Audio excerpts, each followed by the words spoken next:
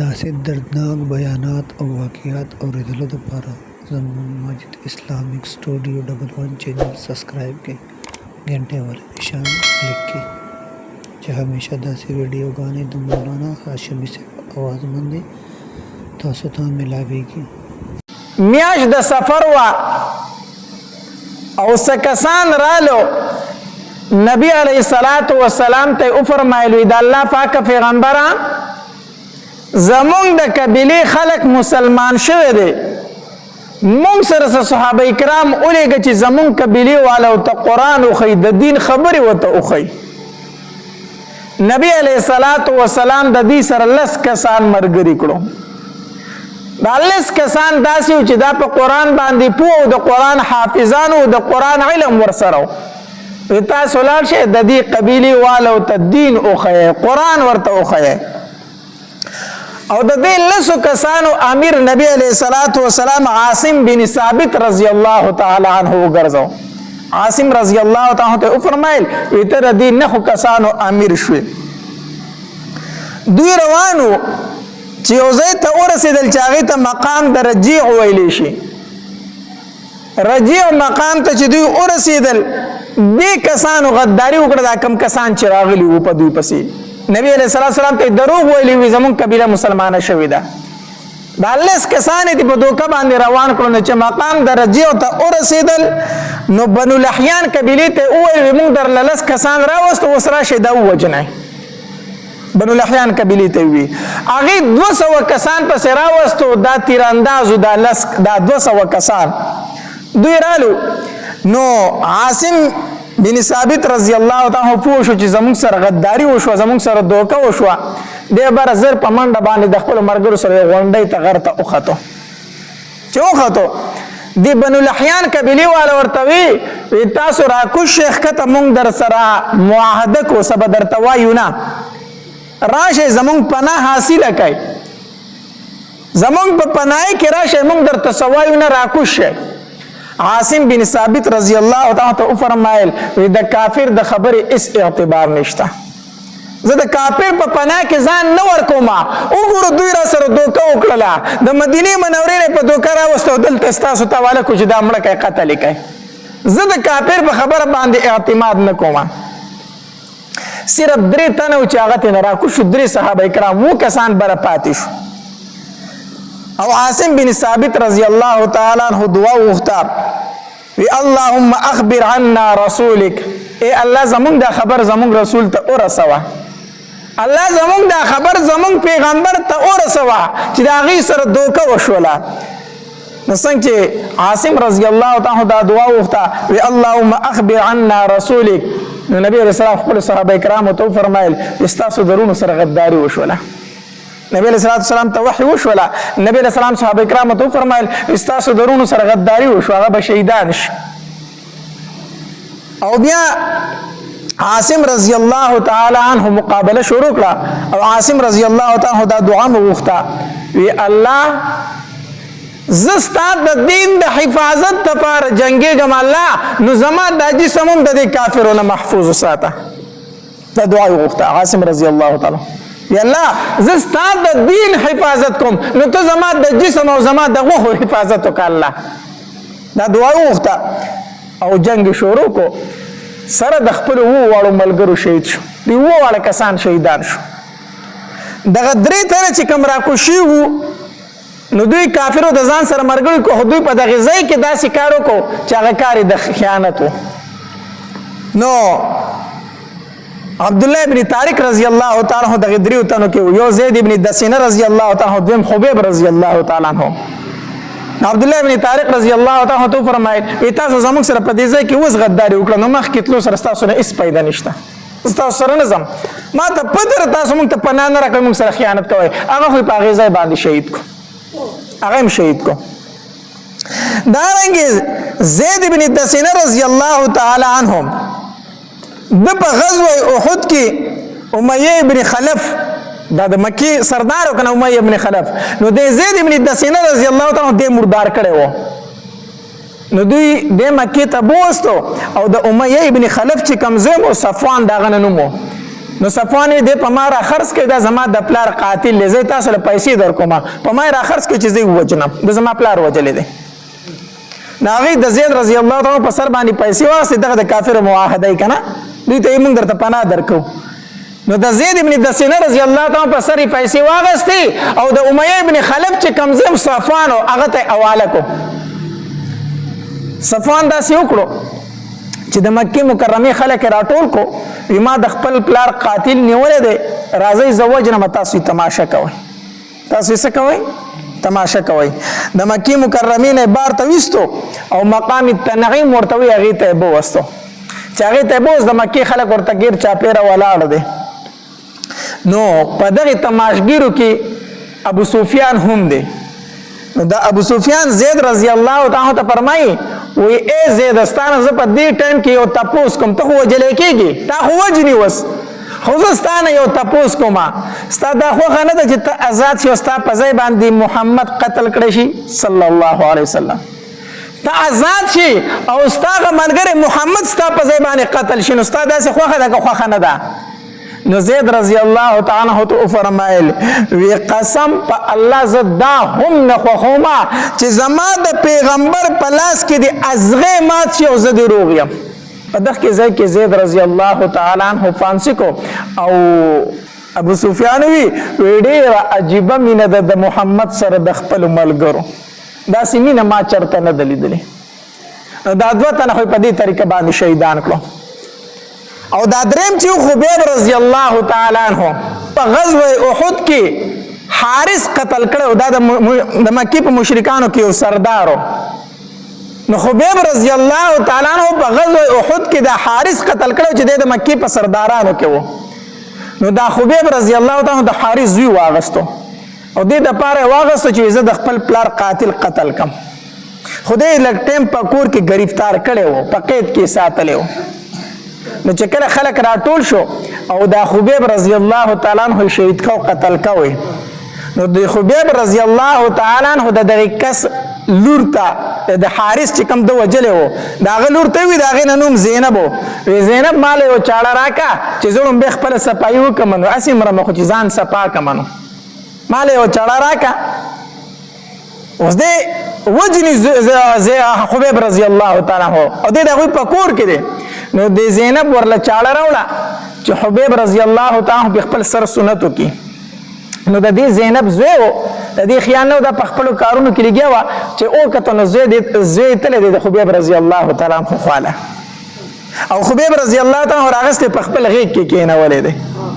نو چې زینب وکتل چې یاره دی خو اوس مونږ قتل کوو او د هغه غیږ له زما بچی تللی دی نو دی چغه کړه چغه کړه وی په لاس کې چاړه ده او په غیږ کې زما زوی دی ویرېده چې هسې نه ده زوی راله قتل کړي نو دی چغه کړه نو خبیب رضی الله تعالی عنہ فرمایل وی ای زینب ته د دې نه ویرېدې چې په دې چاړه به زه ستا بچي ته نقصان ورسومه نو زینب ورته وی او وی نه زه ستا بچي ته هېڅ هم نه وامه ستا بچی بې ګناه دی هغه ته زه هېڅ هم نه وامه راشه خپل بچی دې بوځه زینب له خپل بچی په غیږ کې ورکو دې وجې نه دا زینب چې دا وروسته بیا مسلمانه شوې ده دیوی وی قسم په الله ما ډیر قیدیان لیدلی دي خو د خبیب په شان قیدی ما نه دی لیدلی ما ډیر قیدیان لیدلی دي خو د خبیب په شان قیدی ما نه دی لیدلی او یو ځل زه رالمه نو دا خبیب رضی الله تعالی عنہ ته بیړۍ پرتې دي په خپو کې زنځیران پراته دي قید دی خو د ده سره په لاسو کې د انګورو غونچک دی او د هغې نه دانې شوکۍ خوري وی نه خو داسې څوک و چې دلی انګور راوړی وی زمونږ په کور کې او نه دی په خپله تللی شو ځکه په خپو کې زنځیران پراته وو او نه دا موسم د انګورو و موسم هم د انګورو نه و په خپله هم نه شو تللی زنځیران ورته پراته و تړلی خو زمونږ په کور کې هم دله چا ورله انګور نه راوړو خو زه ماته پته ولګېده چې د انګور دله د الله د طرف نه راغلي نو چې کله د خبیب رضی الله تعالی عنہ دوی مقام تنعیم ته بوستو د قتل دپاره چې د خبیب رضی الله تعالی عنہ قتل کی نو چې کله دې فانسی کو نو د صرف دومره وي وی مال لږ غونته کې ټیم راکړې زه پکې 2 رکعاته نفل وکړم مال به دومره ټیم راکړې زه پکې 2 رکعاته نفل وکړم هغې ورته وکړه نو خبیب رضی الله تعالی عنہ 2 رکعاته مونځ وکړو خو ډېر زر زر یې وکړو زر زر وکړو نو چې کله فارغ شو وی قسم په الله دې زړه مې غوښتل چې دا مې د ژوند اخري مونځ دی چې ډېر اوږد وکړم دا مې د ژوند اخري مونځ دی چې د الله سره پکې ډېرې خبرې وکړم ډېر اوږد مونځ وکړم خو د دې خبرې نه یېرېدم چې تاسو به ووایئ چې خبیب د مرګ نه یېرېږي ځکه یې مونځ اوږد کو خبیب د مرګ نه یېرېږي ځکه مونځ اوږد کو وی دا مونځ مې ځکه زر زر وکړو چې ستاسو په زړه کې دا رانشي چې خبیب د مرګ نه ویېرېد او چې 2 رکعته مونځ یې وکړو بیا دعا وکړله وی الله دا ټول راټول کو الله یو تیم پرېمه ده او خبیب رضی الله تعالی دوی په پانسۍ وخېجو فانسي کو چې کله خبیب رضی الله تعالی فانسي کو نبی علیہ الصلوۃ والسلام د مدینه منورې نه 2 صحابه کرام ولېږل ویلار شه تاسو د خبیب لاش راوړئ تاسو د خبیب لاش راوړئ یو مقداد رضی الله تعالی وسره بل صحابي و د خبیب لاش راوړی دوی چې لاړه کنه نو د خبیب رضی الله تعالی جسم داسې په پانسۍ کې اوایي ځوړند دی خو ګیر چاپېره تنه سلويخ تنم لاستی د لاش ته حفاظت لپاره چې څوک رانه اون تختی دوی موکسي کوله نو یو موکه اومن تل دوی اودو شنو دوی غلی لاړو هغه لاش را پرانستو چې را پرانستو لاش را واغستو په دې کې د وطن سترګې وغړې دي لاش نشته لاش زمونږ نه چاوړو دی یو خوا بل خوا منډې کړې چې منډې کړې دا 2 صحابه کرام په لار باندې لاندې کړو د خبیب رضی الله تعالی لاش اغسته دي چې لاش اغسته دي هغه گرفتار کړو چې څنګه گرفتار کړو نو هغه د لاش زر پزمکه کې مقداد رضی الله تعالی د لاش راوغ زر پزمکه کې خو چې کافر رااله د لاش روچته زمکه او چاو د لاندې لاړ خبیب رضی الله تعالی زمکه پر بند شو بس د کافر لاس له د لاشو ورنه راغی دارنګ عاصم بن ثابت رضی الله تعالی ما درته وی کنه چې کوم د دوی امیر مقرر شوی وو نو د په غزوه احد کې د غزې 2 ځامن مردار کړو د کافرو نو هغه غزې دا ویلی وو وی کو د دې عاصم بن ثابت سر مال چارو زبر لسل او خان په انعام کې ور کومه سل او خان به ول په انعام کې وی د سر به مال راوړی او مال به تشوي او زبر د سر په کنډولې کې شراب سکم ای خزوی دا یو منخته کړی و چې زما 2 ځامن کم سړی قتل کړي زبر داغه د سر په کنډولې کې شراب سکم دا منخته کړی و نو چې عاصم بن ثابت رضی الله تعالی شهید شو کنه نو د هر یو تن د ارمانو چې دا سر عزت د خزل اوسم چې سلو خان خو په انعام کې عالم کنه سلو خان پس کې عالم په انعام کې عالم نو چې کافرانو ورلو چې د عاصم بن ثابت رضی الله عنه سر جدا کی نو الله تبارک وتعالى مارته کنه د دعا وختي وا وی الله ستاره دین د حفاظت د لپاره جنگيګم او زما د جسم سو کا حفاظت دا دعا وختي وکنه الله تبارک وتعالى د غبین مچ راولېګلی ته د جسم نه داسې ګر چا پر تاوي دي څوک نشوتله چې داخله لاس ورل جسم ته ورنځ کېدنه شو دومره مچ راغلی وي نو دی وی چې شپه د مچ بخوري شو جو مونږ به سر به لری کو ای خزله به وس نو چې د ماخام تیار خورېدل کنه دوی د شپې په انتظار وو الله تبارک وتعالى باران کې یو سیلاب راغی هغه جسم د ځان سره وړو هغه لاس چې د عاصم بن ثابت رضی الله عنه هغه د ځان سره وړو د دک شالت نه مراد فاتح شو هغه سلو خان خو زمون په لاس باندې رانلو الله تبارک وتعالى د خپل اولیاء د جسمونو بیا حفاظت کوي چې کله هغه د الله نه غوښتي وي چې الله زما د جسم حفاظت او کدا دعا وکړي الله تبارک وتعالى بیا د هغه د جسمونو سکي حفاظت کوي نو خبیب رضی الله تعالی فرمایل وی مال دومره ټیم راکړه چې زبکه 2 رکعات سو کما منځ کوم د دې وجنه علما لیکي و چې کله تا ته پته ده چې مرګ میرانیز دی د مرګ وخت میرانیز دی نو دغه ټیم کې سو کا منځ وکا دغه ټیم کې سو کا منځ وکا دغه شانتي واقع د زید ابن حارثه رضی الله تعالی عنہ راغلی و زید ابن حارثه رضی الله تعالی عنہ د طائف ته تلو نو چې په واپسې سره راتنو سامان سره و سامان سره نو یو خچری په کرای باندې اونې وو وې زما کې ته زمانه په باندې خپل سودا مکه ته ورسمه طالب کرای درکمه مالک ورته وی ټیک دغه مالک ور سره را روان شو چې په لار باندې راتله یو خوشي بیابان تر ورسېدل کنه نو زید ابن حارثه رضی الله تعالی او قتل چې الته ډېر شی مړی پراته دي نو دغه مالک تور راواغستله دغه خچر چې کوم مالکو هغه تور راواغسته چې د زید رضی الله تعالی عنہ سر وای نو زید رضی الله تعالی عنہ په فوشو صرف د سامان د پاره وجه چې دا سامان ته واخلي کمی په خچر چې بار کړی دی دې د پاره وجه نو چې هغه تور راوغستا نو زید رضی الله تعالی عنہ ورته او فرمایل ایماله ټایم راکړه چې زه صرف 2 رکعاته مونږ کوم بیا ما وجنه ستا سره تور په لاس کې راځه تش لاس يم خامخامي وجني خو دومره ټایم راکړه چې زه 2 رکعاته مونږ کوم هغه کس ورته په خندا شو ودا کم چې پراته ټول مونږ نه کړی دی خو دې مونږ نه دی بچ کړی زه ته پکې موکا بتاوري مسخره او بتاوري ټوکه وته وی دا کم چې غیر چا پیر پراته دی نه دی ټول مونږ نه کړی خو مونږ نه دی بچ کړی زه ته پکې مونږ کا نو زید بن حارثه رضی الله تعالی عنہ 2 رکعات مونږ کو نو چې 2 رکعات مونږ کو نو الله سی اوچت کو یا ارحم الراحمین یا ارحم الراحمین دا دعا وغوښته چې دا وی دا اسم اعظم دی ها دا اسم اعظم دی یا ارحم الراحمین دا دعا وغوښته نو د غیبونه आवाज او شو وی دې قتل نکي دې قتل نکي ناغه سړی لګ او یریدو شاته شو چې دا आवाज د کوم طرف راغلی د خو څوک شته نه आवाज ماته شو چې دې قتل نکي لګ شاته شو خو چې شاته شو بیا اراده د قتل وکړه چې بیا قتل اراده وکړه نو زید رضی الله تعالی بیا دخل نو وتل یا ارحم الراحمین نو بیا आवाज شو وی مقتل ودی ناغه سړی بیا شاته شو چې بیا شاته شو بیا لک سات ولال دی په دریم ځل بیا اراده وکړه چې په زید رضی الله تعالی عنہ کی حمله وکي نو چې بیا تور او چته کړه نو زید رضی الله تعالی عنہ دخلینه بیا وختل یا ارحم الراحمین چې دا چې او خطا خلینه او خطا صبر چې کس په اس باندې را روان دی او نيزه سره پلاس کې او د نيزي د سر نور خيږي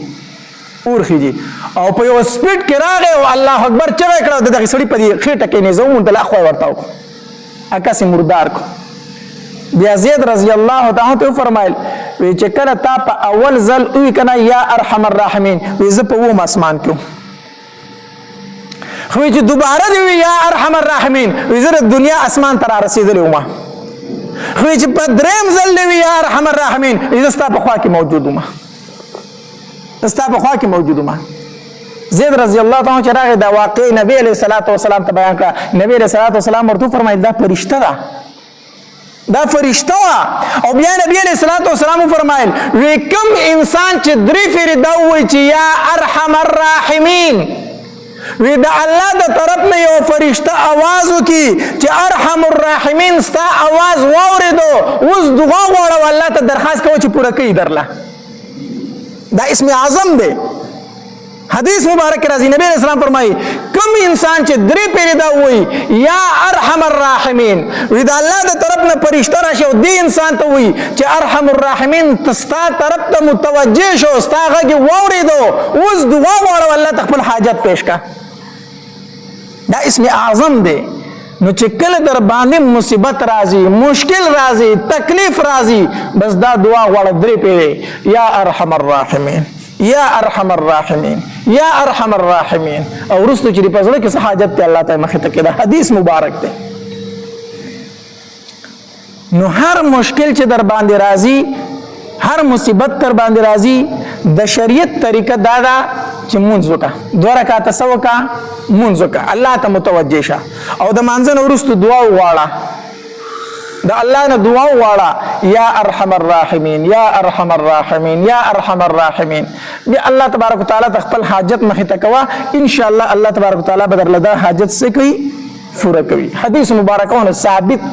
وظیفه بعضی وظیفه خلکو زاله جوړ کړي فتم نه لګي چې د کم ځای نه رالي د کم ځای نه راخلي ختمونو تعداد هم ځاله مقرر کړ دي پته نه لګي چې دا تعداد د دوی د کم ځای نه راخلي خو بهر حال هغه وظایف کوا چې هغه په قران کې موجود دي حدیث مبارکو کې موجود دي د ځان نه اجازه شوی وظیفونه ځان ساتل پکار دي نو بهر حال تدین دا خبره معلومه شو چې یو خو هر مصیبت په وخت کې مونږ کول پکار دی نبی علیہ الصلوۃ والسلام فرمایي وای چې کله مونږ کای نو پزړه کې دا راواله چې دا زما د ژوند اخیری مونږ دی چې کله هم مونږ کای نو نبی علیہ الصلوۃ والسلام فرمایي پزړه کې دا راواله چې دا زما د ژوند اخیری مونږ دی نو یو خدا چې په دې مونږ کې بستا توجه ډیره زیاته برابر وي او کې دې شي داسي چې کله ته مونږ کنه دا ګارانټي چې سره شته چې بل مونږ سره سم کنه رسم هیڅ ګارانټي چا سره نشته دی. نو چې مونږ کوي نو وایي که نه دا زما د ژوند اخري مونځ دی. اوس څه پته لګي چې بل مانځه ټایم ما ته میلاویږي او که نه میلاویږي.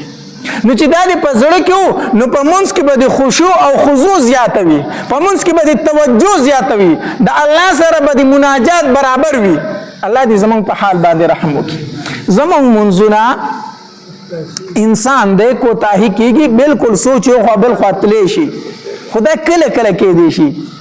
کله کله کېدی شي چې همیشه دپاره ستا په مونځ کې توجه نه وي. نو دا مونځ دی؟ دا خو مونځ نه دی. همیشه دپاره صحیح امام مخې ته خطا شي، شاته په 20 تنو کې یو تن ته چېرته پته ولګي چې یاره 3 رکعته وشو که 4 رکعته وشو، کله ناکله پکې یو تن ته هم پته ونه لګي. مولي صاحب راته وي 3 رکعته مونځ مې وکړو، سلام مې وګرځاو، ښه مقتدیانو راپسې سلام وګرځاو ټولو. ما دعا کوله، یو تن پکې بیا وروسته وي چې دا مونځ خو 3 رکعته نه دي. یو وي چې څه ووایم، بل وي چې څه ووایم. نو د خدای مسلمانانو جامع مسجد کې مولا 3 رکعته مونځ کوي، شاته ټولو ته پته ونه لګي دا مونځ قبلېږي یا دا مونځ دی. یو خو صفونو کې څه کوئ؟ خیال ساتئ، صفونو کې لار مه پرېږدئ. حدیث مبارک کې راځي وایي چې کله جمع ودرېږي نو دا شیطان د شا غاړې راشي، شیطان د شا غاړې راشي. نو دی کوشش کوي چې دی ځان امام ته ورسوي، ځکه چې امام خطا شي خو ټول تمام مقتدیان خطا شو کنه. نو دا شیطان کوشش کوي ځان چا ته رارسوي؟ امام ته. نو دی امام ته نشي راتلی، خو کوی په سب کې لار وي نو دی په هغې لار کې بیا ځان رارسوي امام ته. ځان چې کله په صفونو کې لار وي دا شیطان په هغې لار راشي ځان امام ته راورسوي. نو چې ځان امام ته راورسوي نو امام ته وسوسې شروع کړي، نه په مونځ کې څه کړي؟ خطا کړي. نو چې امام خطا شو نو شاته مقتدیان خطا کېږي که نه خطا کېږي. ته دې وجې نه صفونه داسې ساتئ چې په هغې کې لار نه وي. چې امام خطا کېږي دا یوازې د امام قصور نه دی، د مقتدیانو قصور هم دی، ځکه چې شاته صفونه نه برابروي.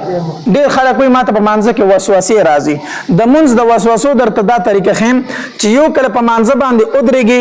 الفاظ په جمع سره دومره وایي چې ته په خپلو غوږونه اورې، بل ته نه، بل ته به یې نه اورئ، بل ته به یې نه اورئ. دومره الفاظ ته وایي چې ستا غوږونه یې اوري. دومره الله. دویم د مانځه معنی ته سوچ کوه، معنی ته سوچ کوه. الفاظ په دومره تیزی سره وایي چې ته په خپله اوري. او دویم د مونځ معنی ته سوچ کوه. او دریم دا خبره په زړه کې راوله چې دا زما اخري مونځ دی. او څلورم دا خبر راوله چې ما الله اینی، ما الله اینی. حدیث مبارک راځي وایي مونځ کوي که نه نو دا په زړه کې راوله چې زه د الله سره خبرې کوم او زه الله اینم. خو که داسې نه شي ویلی کم از کم خو دومره ووایه که نه چې الله ما اینی. نو دا یو څو خبرې چې ستا په زړه کې راغلي، مونځ کې به توجه ګډوډه شي؟ نه نه. نو مونږ خو بس نیت تړو، کله د فرضو په ځای سنت یادو، کله د 2 په ځای 4 یادو، کله او دا پته راته نه لګي چې څه وام او څه نه وام. هسې هغه عادت، یو عبادت دی یو عادت دی، دې کې فرق دی. عبادت دا دی چې د عبادت په اصول وشي، عادت دا دی چې هسې ځان عادت کړی دی چې جومات ته 5 وخته حاضري کوي. عادت ځان له شي دی، عبادت ځان